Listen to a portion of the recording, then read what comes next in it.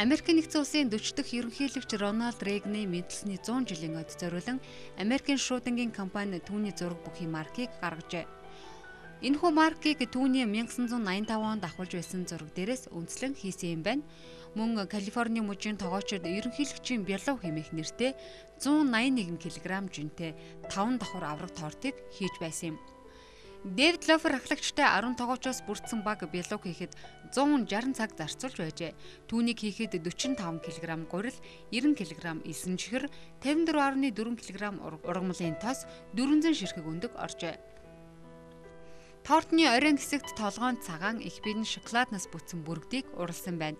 Мөн тогоочид бялуу дээр Америкийн төрийн талбай, 100 ширхэг 5 хошуу, ерөнхийлөгчийн дардас, Калифорни мужийн бэлэг тэмдэг Рональд Рейганы үед бүтээсэн атомын онгоц зэргийг сэлжээ.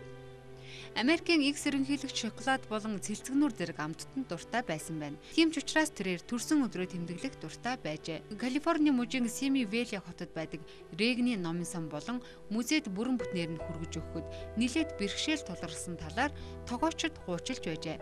Америкийн нэгдсэн улсын X ерөнхийлөгч Рональд Рейган 2004 онд 93 наснда таалал төгссөн юм а.